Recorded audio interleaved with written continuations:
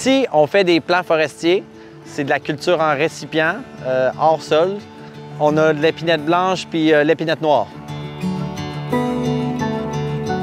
Je m'appelle Marc-Olivier Labrec. Je suis responsable des opérations à la pépinière Baie des Chaleurs pour la coopérative Sargim en Gaspésie dans la Baie des Chaleurs. Mon rôle, c'est responsable des opérations. C'est aussi appelé gérant de pépinière dans le réseau. C'est sûr que je suis comme le superviseur en chef à la base. Donc, je m'occupe que chaque opération ici se déroule bien.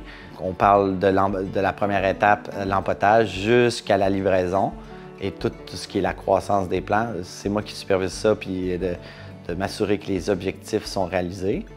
Mais je m'occupe aussi des ressources humaines, embauche, gestion des conflits, etc. C'est principalement moi qui fais ça.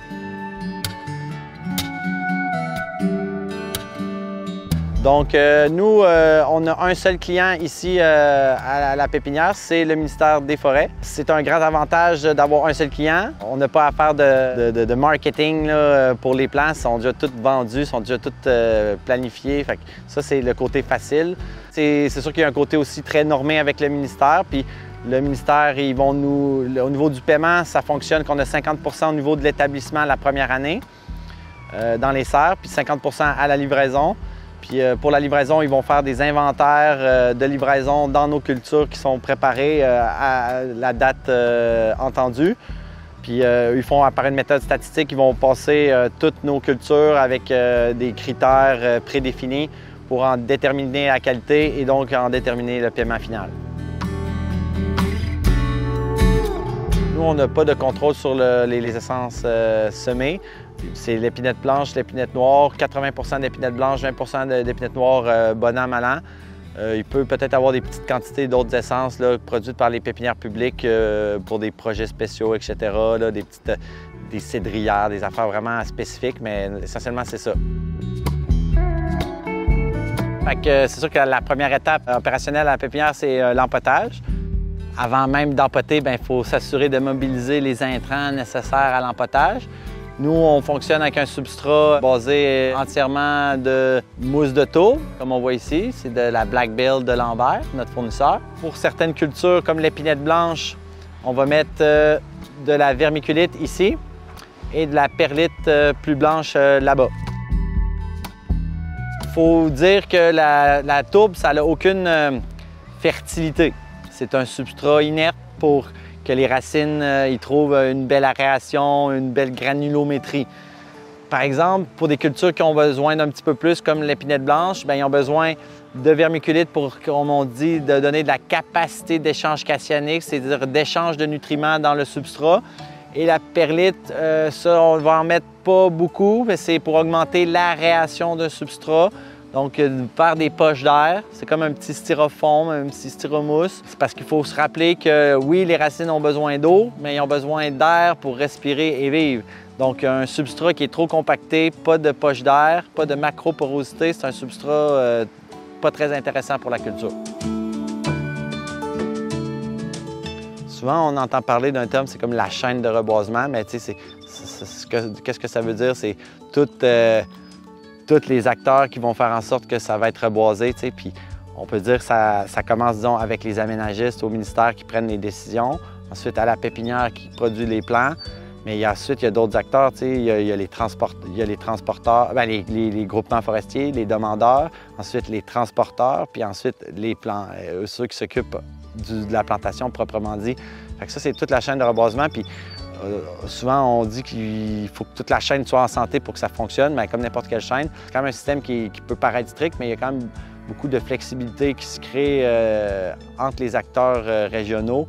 Comme entre autres, un bel exemple, c'est avec les transporteurs. Tu sais, oui, on a des commandes, puis c'est programmé, mais ça arrive souvent que les transporteurs vont nous appeler. « Ah, je sais, je vais avoir un petit retard, est-ce que tu peux me devancer un peu? » Tu sais, il y a plein de petits arrangements où des fois, il arrive des situations X, Y, Z où on doit s'adapter. Puis c'est vraiment la chaîne de reboisement qui est flexible puis qui est forte, qui permet de réussir le succès de plantation. Parce qu'au bout de la ligne, qu'est-ce que tout le monde veut? C'est que les arbres sortent et soient plantés.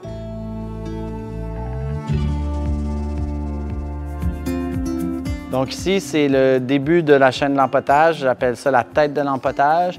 Si ça te prend quelqu'un qui est fait solide, là, qui est fort, parce que ça pèse, pèse genre 80 livres. Puis on met la tourbe dans le défoisonneur qui va briser la tourbe compactée pour l'envoyer dans le mixeur. Puis ici, on a un mixeur secondaire qui va amener la permiculite et la vermiculite lui aussi dans le mixeur. Nous, on est dans un mix en ce moment dans la blanche à 5 de perlite et 15 de vermiculite. Ici, un des éléments qui a été additionné dans la chaîne d'empotage, c'est une station de lavage des récipients.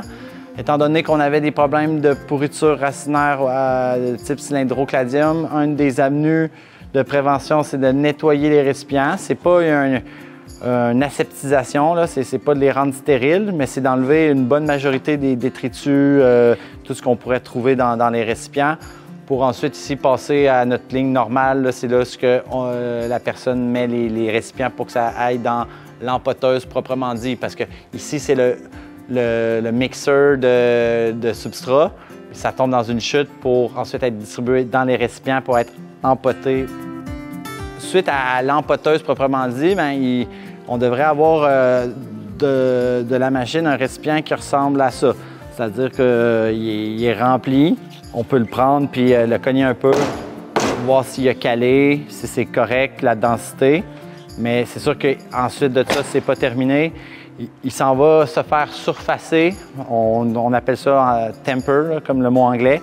C'est juste de faire un nid pour la semence et aussi pour recevoir le matériel de recouvrement qui est la silice, qu'on va voir plus loin.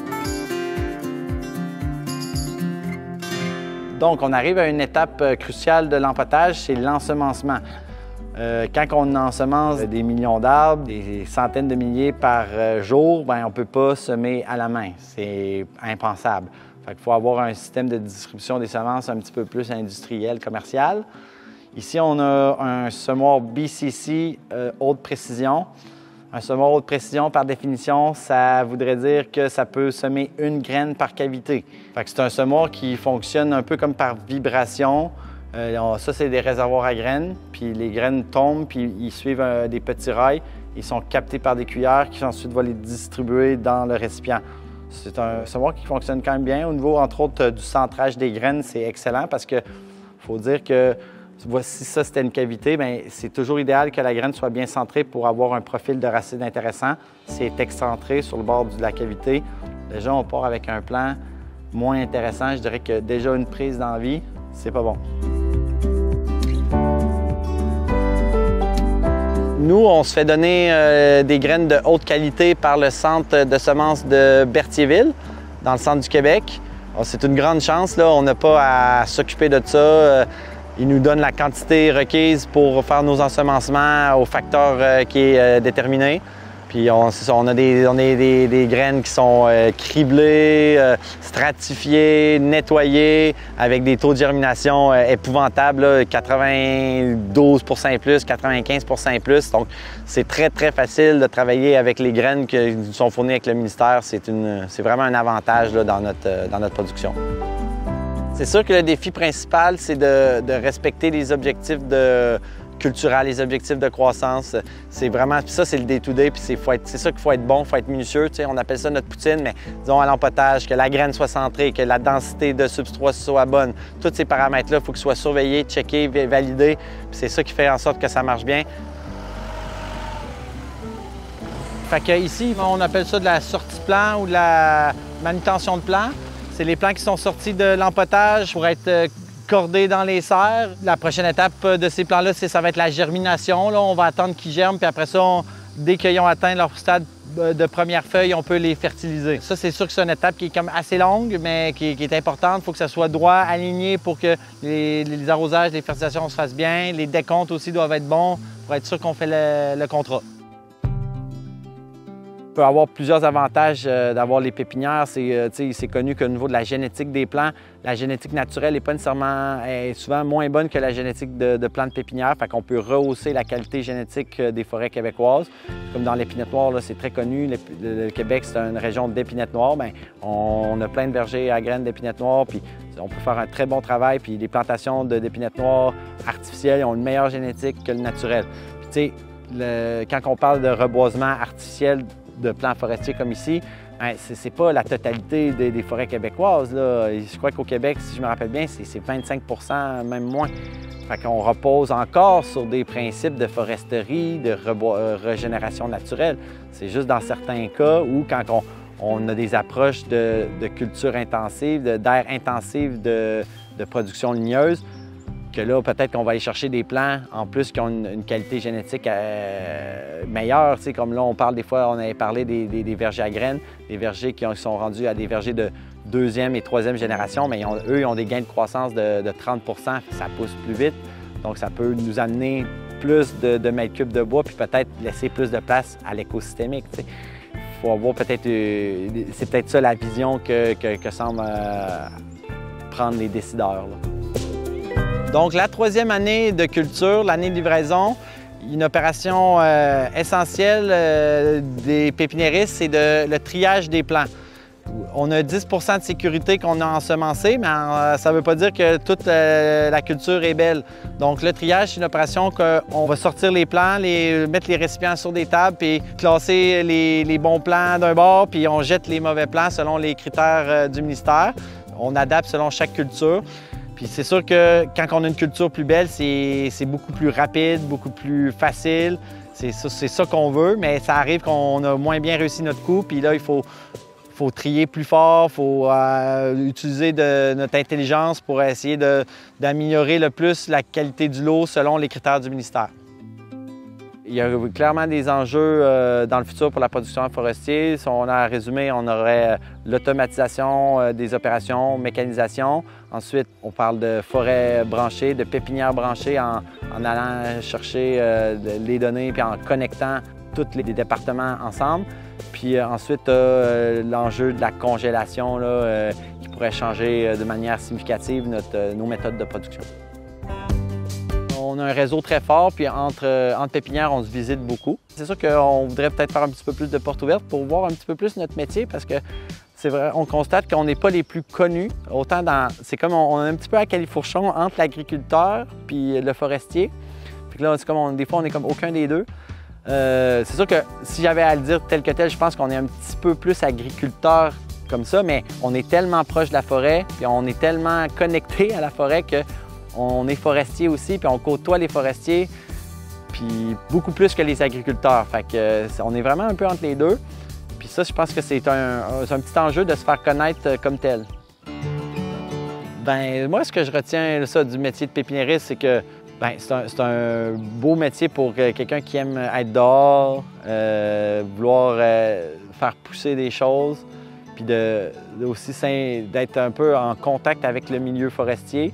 Puis, dans le fond, c'est toujours lié à la région. Ici, c'est comme un élément de régionalité, de saisonnalité. Puis moi, personnellement, j'aime beaucoup ça, être inscrit là-dedans, de vivre les saisons. Puis je trouve que la pépinière fait partie de ça. Puis on produit la forêt de demain. Puis je pense qu'il faut peut-être regarder plus que juste l'abattage puis les 2x4. Mais tu sais, pour moi, c'est un petit peu plus vaste que ça. Puis je pense que les pépinières de plants forestiers, ils peuvent s'inscrire dans le paysage.